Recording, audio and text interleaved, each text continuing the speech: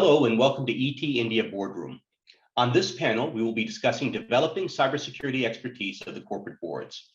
Our panelists for today are Kalyan Muppaneni, founder and CEO of Pi Data Centers, Pavan Duggal, Chairman, International Commission Cybersecurity Law, Priya Kanduri, CTO and Vice President of Infrastructure Management and Cybersecurity at Happiest Minds Technologies, and Anand Agarwal, former group CEO and board member at Sterlite. And today the topic of discussion is developing cybersecurity expertise of corporate boards. So thank you all very much for joining me, and I look forward to the discussion today. And what I was hoping to do to start with was to go around the group and have each of you give perhaps a brief introduction and then give your thoughts around what the role is of corporate boards on topics such as cybersecurity to help us frame the discussion for the audience today. So Priya, why don't we start with you? Yeah, sure, Velu. Hi, good afternoon. My name is Priya Kanduri. I am the CTO for Infrastructure and Security Services business within Happiest Minds, and I also head the Cybersecurity Services business unit within Happiest Minds. Prior to Happiest Minds, I worked in Wipro, again in cybersecurity field. So overall, 20 plus years of dealing with cybersecurity services and various program executions and service definitions at various capacities. That's my background, and I've worked with customers in India and with customers across Europe, globally as well. I would like to start off saying this is really a very interesting and very relevant topic that we're going to discuss today. And that's a new trend that we have seen, increasing involvement of boards within cybersecurity programs and policies and governance and definition, and increasing awareness as well as the expansion of board to include cybersecurity. That's something that I've not just personally seen within Happiest Minds as an organization, but with a lot of customers that I work with as well. And it makes complete sense because who is mostly affected when there is a breach or an attack eventually is not just the IT security engineer or the IT security department. It does percolate all the way up to the boards, and they are the ones who are eventually responsible for reputation of an organization. They are responsible for survival of the organization, profitability of the organization. So it makes complete sense that they take responsibility of cybersecurity as well.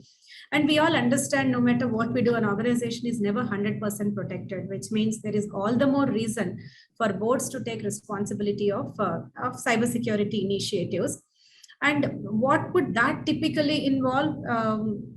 It's based on what I've seen in my experience, and also what I know as someone who has been incorporating cybersecurity controls and programs and governance into an organization's ongoing operations.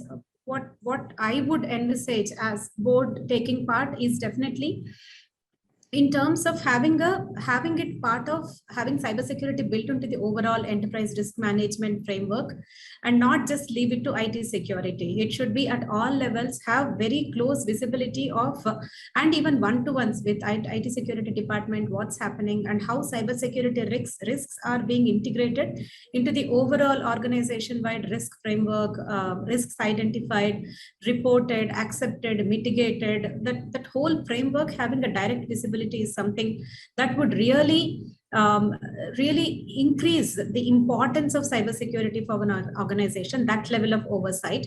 And number two that I would like to see is boards, everybody, not just the cyber savvy person on the board, but everybody being completely aware of the regulatory implications of the particular industry that they are in and the cyber risks that relate to their company, which is still many people are not fully aware. You know, a GDPR, a data breach is not something that just relates to one particular department. It does apply to the whole board, and being completely aware of what it means to them is very important.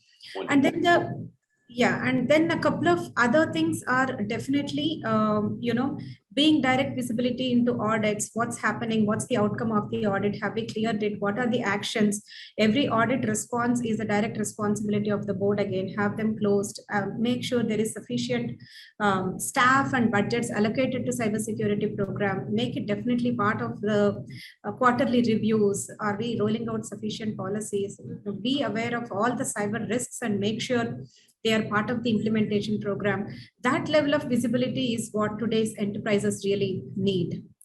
Thank you for highlighting these important roles of the board, especially around the issue of how it relates to the broader risk management framework. Let me ask Pavan to comment now. And Pavan, would appreciate a brief intro, but then would love to hear more from you, especially on this topic of the broader issues of risks that you see happening at boards and how that relates, and what the role of the board would then be from that issue of risk on out. Today, it's a different world that we are living in. I am Dr. Pavan Duggal, Advocate, Supreme Court of India, specializing in cyber law and cybercrime, and Chairman of the International Commission on Cybersecurity Law. It's a different world that we're living in. We are talking so much about cybersecurity, and often we are paying lip service to cybersecurity without even understanding that cybersecurity is intrinsically linked with the risk mitigation strategies that need to be adopted. Well, if the world has lost more than $6 trillion thanks to these cybersecurity breaches in 2021, and we are poised to lose more than $8 trillion to these cybersecurity breaches in 2022, these figures need to be serving as great wake-up alarm calls for all stakeholders to inculcate cybersecurity as a way of life. Let's remember the fact that law, from a legal standpoint, we haven't made much progress. Internationally, there's no one international cybersecurity law in place. Therefore, given this policy vacuum at the international level, different countries have already begun to start coming up with dedicated national cybersecurity laws. Now, these are very broad.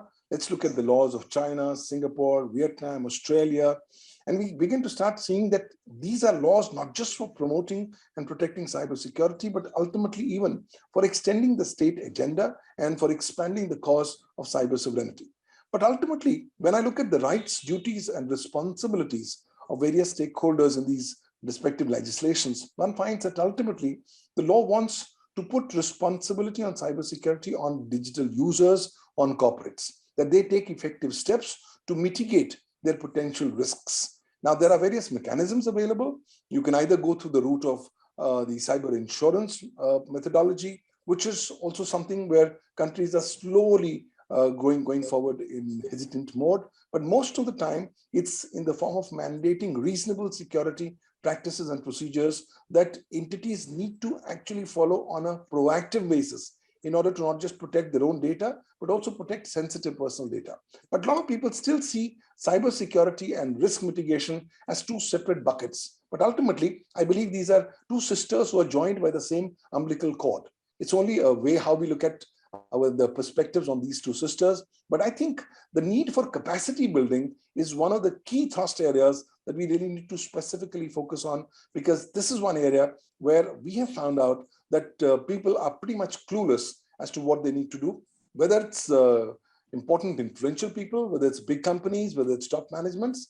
See, the problem is till such time you don't get deterrent punishment or you don't get deterrent legal action against companies or the top managements. The normal message goes on is that we can actually subscribe to the Indian Jugaad School of Management and yet continue to keep on managing our stuff as and when we arrive at the appropriate bridge. But I think the mindset needs to be changing, and for that, all stakeholders have to contribute. Thank you, Pavan. This issue of needing to be proactive about this is obviously key, and obviously being able to navigate the different legal frameworks that are in place is also important. Priya also spoke about this issue of being able to raise the awareness and the education level, and to your point, it needs to be something that's built into the way that companies do business. Let me ask Kalyan, in his role as the CEO of Pi Data Centers, to both introduce himself and also as from a chief executive's perspective. Kalyan, tell us about how you have prepared your board in this sense, and how do you share with them the responsibility that they have in supporting you and your team in implementing cybersecurity controls? Yeah, thanks, Velu. Hello, everyone. So I'm Kalyan, founder and CEO of Pi Data Centers. We are as part of the intro We are a cloud and a data center company spread across customers across India, several hundreds of customers from all walks of life, all industries. So it's a unique problem that we see and deal with on a daily basis as we work with our customers. So I think to one of the core questions that you had, Velu, is it starts with the culture on the board, right? I think we have seen things change over the last few years, but still, I think, are we there yet, especially in the Indian context? Probably not. I think things have definitely improved. Boards have started paying attention, prioritizing this. But I think, as Priya alluded to earlier, I think setting up this framework is extremely important, and having a monitoring process in place is extremely important. Having people accountable within the organization is very important, and also backing them up with and giving the authority to make things transparent as they happen, as they unfold in the organizations. Because in the world we live in, I mean, as Pavan said, I mean, I think we live in a very different world today, and things are happening as we speak. And I think the only way is to take accountability, to be transparent, to accept things as they happen, and then come up with solutions, innovative solutions, and take practical steps and measures. And there is no, this is one thing that I tell our customers is there is no one size that fits all, because cybersecurity is a very unique problem to every unique organization. So they have to come up with what they really need, what their priorities are, what business the organization is in. Then you come up with your set of priorities. You come up with the design principles for your cybersecurity framework. Then you work on implementing them. It comes with a lot of cost. Not everybody can afford everything. So it's very important that the board prioritizes with the help of their technical team on what are those important top 3 or top 5 items that they need to prioritize from a cybersecurity framework perspective, and then implement them. And that can be a number of things. I think as we go on, we can discuss. But I think this level of maturity, transparency, and accountability is extremely important at the board. Wonderful. So, Kalyan, as you've mentioned, this issue of having the transparency and the visibility at the board level is obviously super important. Anand, you've had the unique position of being able to both serve in the CEO role and have a number of different board experiences. Would love to hear from you about how you have taken on the responsibility of educating your fellow board members around these topics, and also what types of systemic approaches you may have seen around how the boards are made aware of how to contend with these types of risks. How has the issue been presented to them? What have you seen that's worked? And would love to use that as a way of getting your introduction, and also then segueing into some issues that we'll talk about next around specific activities that you all have seen as examples of what boards have done well. Anand? Sure, Velu. So thanks for having me here. I've been till recently, as you said, I've seen this issue from various vantage points. I've been the CEO, being responsible and accountable for various issues, cybersecurity being one of them. I've been on multiple boards, so being accountable from a board perspective, and of late, I'm advising one of the companies which actually deal with cybersecurity products and solutions. So I've looked at this issue from various vantage points, and I kind of agree with what Kalyan just mentioned, that the awareness at the board level has been increasing over the last several years. Till 5 years ago, at least in some of our boards, we would see that info security and cybersecurity was just an annual presentation which would happen by the CIO. And now it's become something which the risk management committee sees it with help from an external agency. But the cyber literacy aspect is still to catch up, and the rate of acceleration of the risk is faster than the capability that is getting built up at the board level. So I think the biggest aspect is the awareness on the importance of cybersecurity on the board. And I see it from both perspectives. I see the fact that we have to see this not only as a risk, but also from an asset perspective. The cyber assets which are there, that perspective is seen less in the board, that the data of the organization, the intellectual property, the trade secrets which are there, how can they be starting to be valued on the balance sheet? So the opportunity essentially which is there of valuing the cyber assets, and since boards tend to look at both aspects, they tend to look at the opportunity aspect as well as the risk aspect. I think that appreciation, as we start getting in, the tools that start getting applied towards managing and mitigating the risk start getting more and more relevant and valid. There are multiple sort of approaches and concepts which have been used over the last several years, at least in my experience, from getting it on the risk register, starting to do a framework in terms of criticality of information, in terms of similar to ABC category of assets, doing a vulnerability analysis, which assets are more vulnerable, whether it's the field teams, whether it is legacy equipment, realizing that a box solution is not good enough to apply, realizing that it is not the CIO or CSO's responsibility. And all this can then be put into a framework, what Priya was describing, into a good metric, where you start scoring yourself, you start grading yourself. It can be a very simple grade from A to D, but that starts providing a perspective at the board level as to where you are compared to whichever frame you look at, whether it's a local frame, whether it's a global frame, whether it's an industry frame. So the frameworks and the concepts and tools are available. I think awareness that it is a critical asset, awareness that this is the accountability and responsibility at the board level, and knowing that framework can be used to monitor that. I think those are the steps which are getting applied, but the pace can be hastened. Super. So, Anand, as you've stated, we have a world where boards are becoming more aware of these issues. These topics are, of course, appearing in the press, and from what we read in the experiences all around. Pavan, you put some numbers around this, right? Trillions of dollars at risk in terms of the opportunities that are out there and the responsibility. Priya, you did a nice job of reminding us that this needs to fit into the broader risk framework, and it's just one of the things that needs to come up. As we go through and we look across these issues, let me turn back to Pavan to start with on the next topic, which is from the perspective of India and the issues of the state of the legislative frameworks in India, the concerns of regulators in India, the concerns of the public and investors in India. Any guidance that you have or highlights that you have that you would share with other board members on what types of things they should be aware of and what types of asks they should be making to the line management of the company as they review topics around risk and security? Pavan, let's start with you and we'll go around again. In the Indian context, we need to appreciate a couple of things. Number one, India is seeing a huge and a unique policy vacuum. India does not have any dedicated cybersecurity law in place.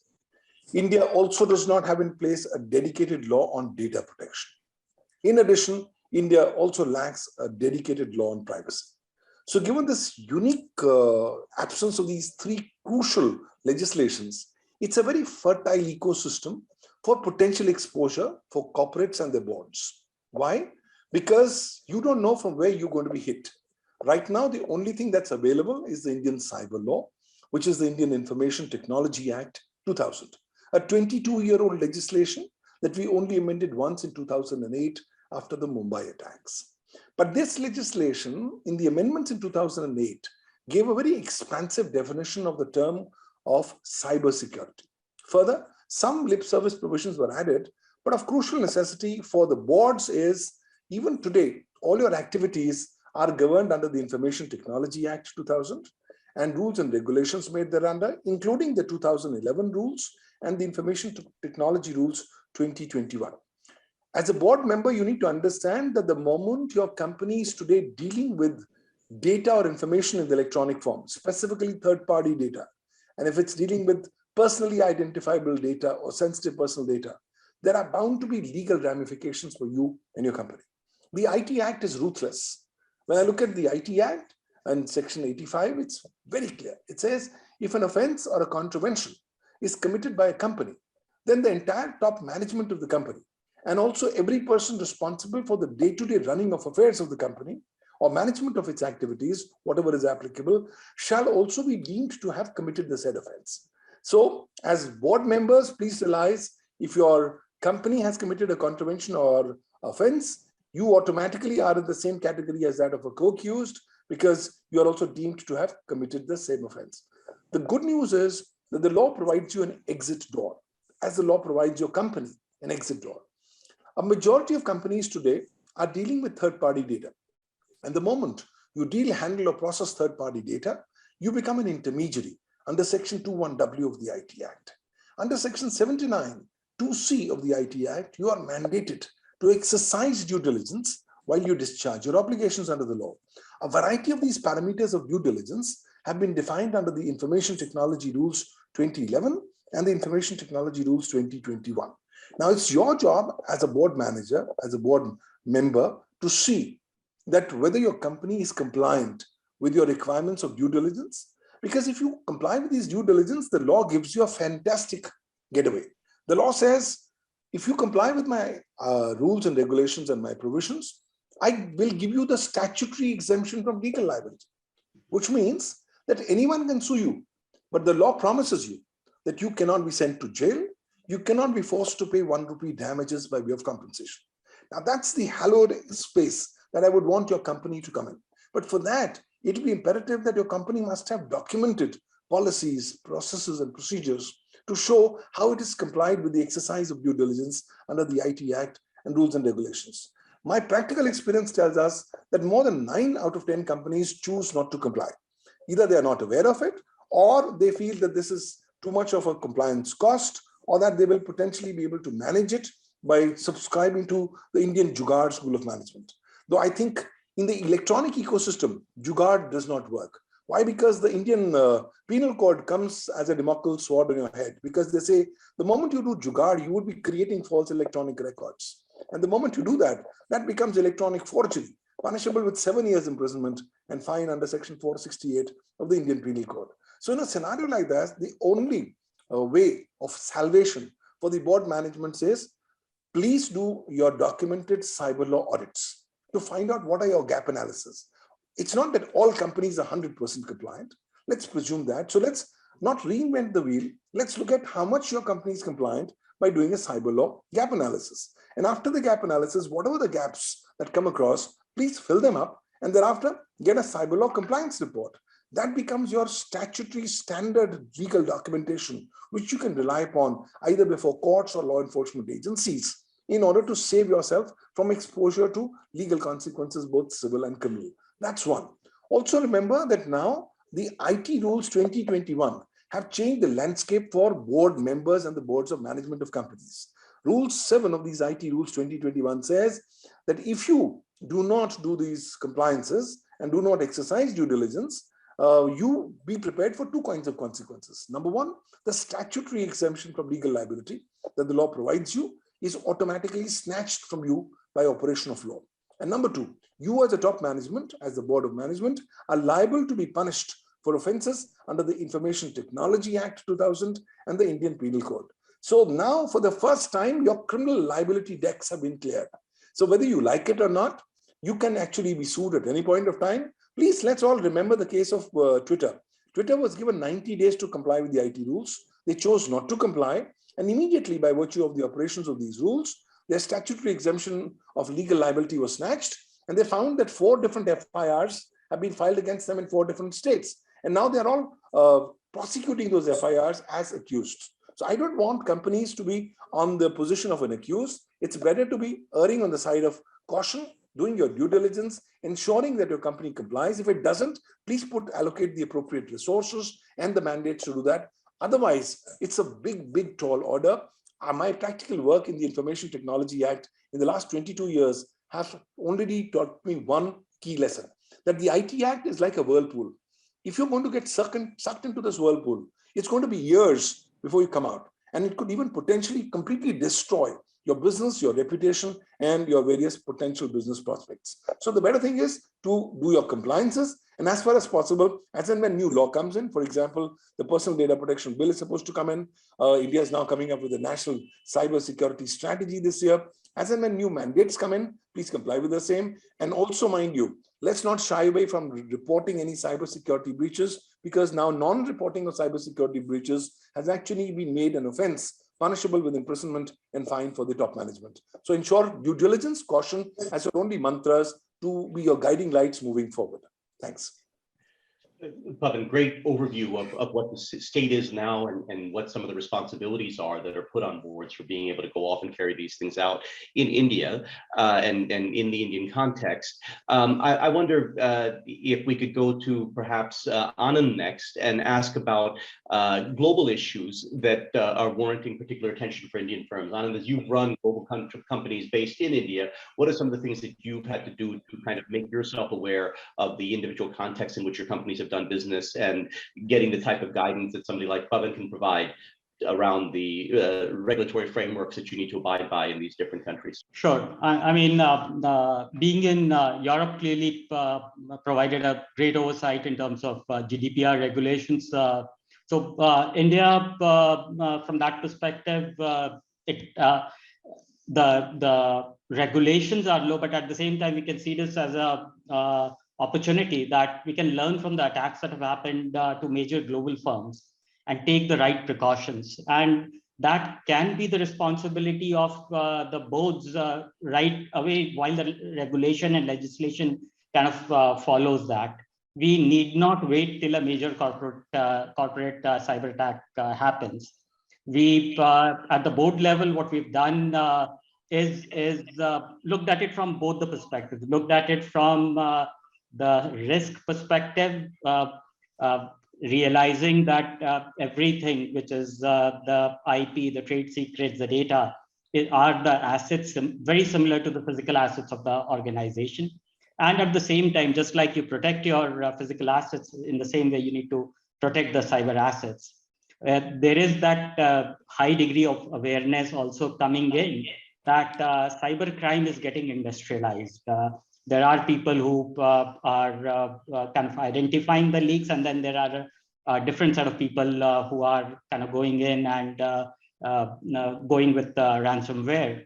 So essentially, what we with these sort of examples of what has happened globally in terms of whether it is the GDPR compliance, whether it is the attacks that have happened on global organizations, and it is no longer an issue which is pertaining to financial and banks institutions. It's happening to logistics companies. It's happened to manufacturers. It's happening across the board. And just by getting that perspective to both, we've seen that boards have started taking a higher degree of responsibility, a higher degree of awareness, and getting in the requisite cyber literacy. Like over time, we have seen that cyber literacy was outsourced. We got in consultants and got in auditors who would do that. But of late, we are seeing that just like you have within the board a very financial literate board member who looks at the audit, who chairs the audit committee. In the same way, cyber savvy and cyber literate board members are becoming a need of the board itself, because the value of the opportunity as well as the cost of the risk is too high for the board to ignore. That's a great segue, Priya, I think, to a point that you had raised early on, which is, how do we go off and think about expanding the board to include people who bring these perspectives in? Would you like to share your thoughts on examples or situations that you've seen where the types of profiles of board members or experiences of board members who bring those perspectives to bear to increase the capability of the board at large, and in a sense, even perhaps help to inform their fellow board members and make them aware of some of these risks, especially from the context of both domestic and global legal requirements, Priya? Yeah, definitely. Like Anand mentioned, having someone cyber savvy in the board definitely helps in terms of elevating the importance of cybersecurity, not just for the board, for the overall organization. And again, as Anand said, initially the boards were supposed to be financial savvy, and then we moved on to making them IT savvy. Now there is the current era is all about making them cyber savvy as well, which is as important as being finance savvy. Couple of ways in which cyber savvy board can help is even today a lot of attacks that we have seen, they about 29 to 30% are still insider led attacks, which all comes down to awareness, employee awareness, the kind of importance that they give to do's and don'ts, taking exams and certifications and training programs, etc. That area we would improve when we have a cyber savvy board. Cyber savvy board would be able to take the right actions to make sure entire organization is giving enough importance to cyber security. Even in the current frames where we are moving more and more towards hybrid workforce, current remote work culture is going to continue. Many employees have picked up a lot of bad habits in the last 2 years in terms of their day-to-day work and in terms of unsafe networks that they use, the accesses that they use, enabling accesses to third parties, malicious code, uploading code, access to cloud, lots of bad habits because they are not working within the framework of an enterprise. No, they are not always governed by corporate policies. They are not always within the framework of corporate firewalls. All of this would require a lot more attention from the board to rectify and also put back those strict measures, and that's possible only when you have a cyber savvy board in place who sort of understand. And also looking at the cyber trends, the risk trends. Ransomware attacks have increased by 120% just in last year alone. Everybody is on a fast track path to digitization. India has seen the maximum digitization in the last 2 years. Everybody is available online and all the digitally transformed companies, about 80% of them have had cyber attacks in the last 1 or 2 years. And many of them have had repeated attacks. And that would not just affect their reputation, its financial damage and everything. And that trend is going to continue. Once again, a cyber savvy board is what is definitely the need of the hour to make sure an enterprise is protected. We want endpoint security in place. We just don't want to go cloud, but go secure cloud. And cloud is an organization-wide strategy. Adoption of IoT is an org-wide strategy. Digital transformation is an org-wide strategy. All of these are tied to how we want to take businesses to our customers, take businesses to our partners. And what's important is how securely we do all of it. Once again, the business is secure only when all these paths of transformation are secure. Security is built into all these areas, which again has to be a top-down approach, and a cyber savvy board can definitely help there. And once again, even within the board level, there is confusion around cyber security and legal compliance. Many boards still think that I'm legally compliant, that means I'm secure, which is not the case. And only a cyber savvy person can sufficiently clarify and convey and fix that problem, which that's another reason why we need a cyber savvy board. I mean, I am ISO 27001 compliant. It doesn't mean you are risk prone. It doesn't mean you are you don't have to fear about any attacks. But many boards still carry that impression, and that needs to be corrected. So cyber savvy board once again is very, very important. And this fast-paced growth is not going to stop, which only means attacks will continue to increase at 120% and 6 trillion number that Pavan just talked about. That's only going to increase year on year. And to be ready for future and to be ready for these completely coordinated, very high-end attacks, cyber savvy board is really important to give it that much of importance and have the right skills on board, which are becoming very expensive day by day, by the way. So you also need the right importance and attention and focus given to the right places also, which only again a cyber savvy board can bring into picture. You don't want to go boiling the ocean, protecting everything. That's not possible. Identifying the right crown jewels, putting the right technologies in place, and at the right time also, and keeping it and maintaining it on a regular basis. It's not that security is not a one-time fix. We do it today and we are done and we are protected for the rest of the life. That's not the case. There are acquisitions, there are mergers, there are business expansions. It's going across boundaries, across geographies. So a cybersecurity savvy board can keep cybersecurity program running and active and an enterprise protected through all these changes that an organization is going to go through. Priya, thank you for sharing that view of kind of the holistic take that a board needs to provide to be able to manage through all of the changes and transformations and evolutions that a business goes through. Kalyan, would love to have you pick up on the topic of what do you need to do to go off and find that right type of expertise? What are the types of profiles that you've seen of people who can bring that perspective to the board? And love to hear about how you've thought about it yourself in your settings in terms of how you provide that level of awareness and training, and if there's a point person on your board who you look to for that type of expertise. Not all boards, it's you have the luxury to have a technical savvy board member. So not everybody has that luxury. But I think wherever it is, it's possible and applicable, it's good. But I think it's very important. I think, if you look at all the comments and the discussion, that everybody is saying, it's important to have that one person.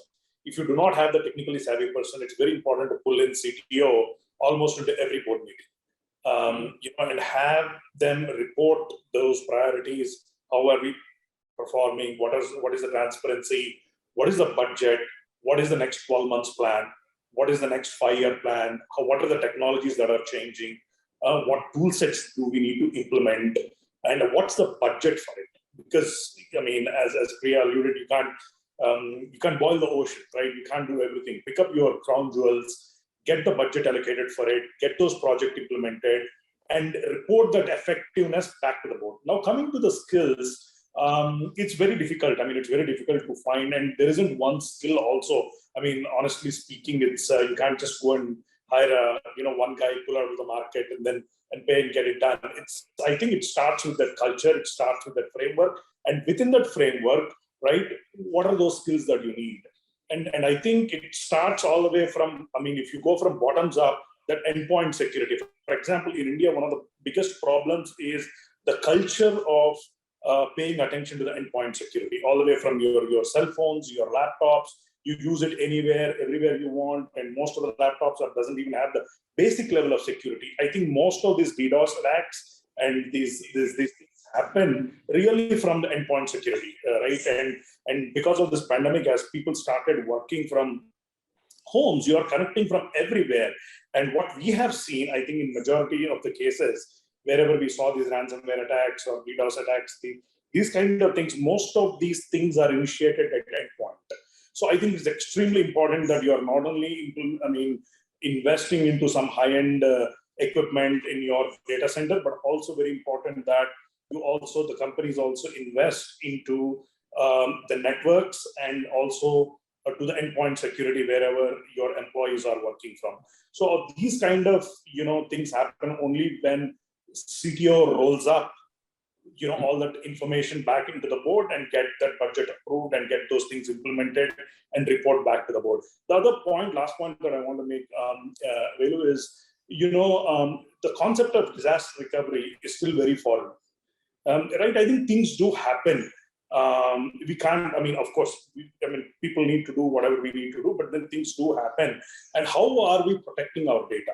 How do we ensure business continuity in case a disaster happens? In case there is a ransomware, you can't fix that problem, things are stuck, there's no way to move forward. In the recent past, if you just take how many Indian enterprises got stuck, we have seen enterprises where the stock price went 10% down overnight just because of a ransomware attack.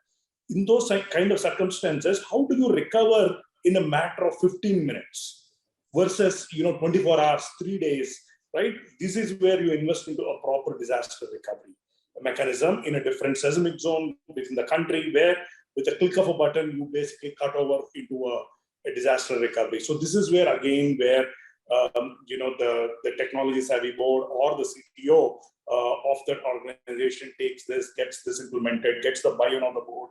So that way you are secure. I think disaster recovery is the way to go for any normal organization who has technology and who has things running applications running on the cloud or even on-premise. So, Kalyan, thank you for raising that important issue with regards to, again, how to look at it and the fact that there's no kind of silver bullet, if you will, right? You might not be able to go off and have one person to do this. There's not an issue of just being able to have this. The last point that you raised about disaster recovery is also key, because it's not just about the disaster recovery part, it's also just the incident response part. And as Pavan highlighted, being able to be transparent about what has happened, what you've done about it, how you hope to, what you intend to do about it, and also understanding what the PR implications are of how you message what you've done about it also winds up being critical. So there's the issue of just kind of dealing with the situation itself. It's interesting because as I've heard you all speak from your different vantage points about this, it's clear that there are a number of technology-related enablers in this, whether it be the issue of putting these practices into place, but there's also, as Anand and Pavan have pointed out, this issue of that general manager mindset of how you take on these issues, right? These are all trade-offs that need to happen. You can go off and try to ensure, you can try to go off and provide all the resources that you want, but you still have a business to run.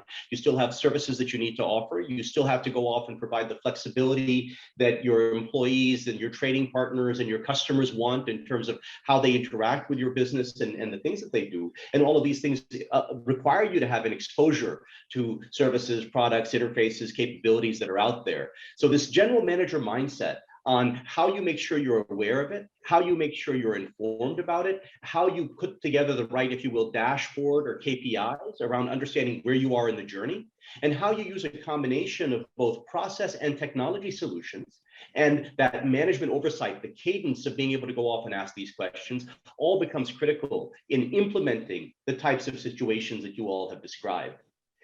What I'd like to do is, we have only about 5 minutes left in this round, and this has been a rich discussion, is are there any specific examples of approaches that you've seen used, either from the perspective of tools to help challenge the board into the cadence that needs to be followed, in terms of risk frameworks that you've seen applied that you'd like to highlight for our listeners today as ways of going and raising this awareness? Let me start with you, Priya, on that, in terms of kind of some of the suites of services and offerings that you've seen provided. All eventually goes back to awareness. Having somebody who is more aware as part of the board definitely helps, and I mean that may or may not always be possible. Regular reporting of cyber risks to the board, and first of all making it part of their objectives. Their KRA should definitely have cybersecurity. Improving cybersecurity on a regular basis should be part of their KRA, and then they are definitely obligated to look at it, review it on a regular basis. Regular reporting of cyber risks would definitely help. Giving them enough information about the applicable mandates for the organization, for the geography, for the domain that they are political, geographical implications, they have to be on top of it. And this is also a changing landscape. So regular updates, that would definitely help. And a regular update to them in terms of global attacks and penalties and what's happening in the industry, what are the nature of attacks. Sometimes you also have to impose the fear of God into them, and that helps at all levels. That is important. And generally internal cybersecurity statistics as well. Let them know where we are, what we have done, how is the internal employee awareness. It's like I said, it's all about as much information shared and as much awareness created from all angles is what I would say. Super. Anand, any perspectives on kind of GRC tools that can help in this arena, the governance, risk, and compliance capabilities? Is there a tools angle on this that can help to bring this story along? Yeah, sure. I mean, before that, I would just want to sort of all of us to empathize with people on the board, because consciously boards are also being advised to go digital. They are being advised to migrate to cloud. They're being advised to have a hybrid workforce, the employee base, because consciously boards are also being advised that if you don't go digital, if you are not on cloud, and if you don't use AI with a hybrid workforce, you may not exist in a few years down the line. So at one hand, we are consciously moving towards digital, and in the process increasing the risks with the multiple endpoints, with migrating to multiple public and private cloud, going from on-prem to cloud. So essentially, I think the framework has to continue to evolve, because what the framework, which was good yesterday, may not work tomorrow. What I've seen work well is having almost a grading metric where you point the traditional infosec or digital sec aspects, and you start grading yourself, while the criteria for grading keeps getting upgraded. Boards, just by virtue of seeing those grades, they can compare themselves. Like I've seen the companies, if they're a part of a larger group, they compare the grades versus various companies in the group, and then they find the best practices, and then they apply across the thing. And so at one aspect, the board is seeing the grades of it being more digital, more using data, and at the other aspect, it is seeing how it is managing its risk in terms of grading. And very, very important is the fact that both the criteria keep getting evolved. So that awareness, that that the acceleration has to be on both the aspects, must be balanced out. Yeah. Right. Great, thank you, Anand. Kalyan, let me ask you the GRC question. Are there tools that can help us along the way? Anand did a great job of talking about the conflict that the board faces and the ever-increasing responsibilities that you have as a board member and that you have as a senior executive in making these things happen. Any comments on how this all comes together and tools that can be? I mean, as much as the tools, I mean, you have, I mean, actually something called as a SOC process. It's a process, it's a set of tools, right, where depending on the size of your organization, you have a 24/7 SOC that is running, where you have the network and cybersecurity engineers, proactively set up the alerts, the process in such a way that these things are proactively being monitored. You're stopping them at the root without coming into your network. So these kind of processes need to be set up, but then the key is the SOC. SOC is a very broad process. It's a combination of tools as well as the process and the humans, which is nothing but the engineers who set up this entire the process. Either organizations can outsource this or implement this in-house. There are a number of organizations out there where they do a multi-tenant SOC, if you will, where you can do a subscription because you cannot afford to set up an entire SOC where it's a multi-tenant SOC where you can subscribe to that SOC and then they do the job for you. They monitor your network, they monitor your security and everything. So that way you can do it at a fraction of a cost. This is one thing. And then going to my point earlier of the disaster recovery, which is the DR, if you cannot afford this, at least have a near or a far backup, which will protect you. Have a real-time backup, basically, ideally in a different data center or in a different location, so that it's on a different network, and if something were to happen, you can quickly recover it from there and do it. So implement something like that as well. Super. So combination of the ability of getting some sort of security operations center for the tactical implementation with whatever tooling is needed to go off and do this, and never ever forget that being able to go off and provide high availability and quick recovery is super important. So whatever you need to do to build that redundancy, if you will, into your approach to data and services and systems. That's great, Kalyan. Thank you. Pavan, let me allow you to have the last word for this wonderful panel and share your thoughts on how you've seen approaches of groups that have been perhaps educated with the types of perspectives that you and your colleagues can bring from the legal background, along with some of this rational general manager approach that I've heard so many of you speak about today in terms of balancing out the business prospects with the technology building blocks that are needed to assure these things. What do you see the right mix being? What's your thought around kind of what we should be doing from the perspective of boards, especially in India, to see this through? Your thoughts, Pavan? Boards have to realize that they are going through transient times. And I've recently written a book called New Cyber World Order Post-COVID-19. Boards have to be realistic of the fact that by the time nations are victorious against the current and subsequent wave of COVID-19 infections, we will enter into a new cyber age where a new cyber world order is awaiting us, where states are going to get very powerful where cybersecurity breaches will be the new default normal, and where increasing cybercrime as part of the golden age of cybercrime will be our daily default option.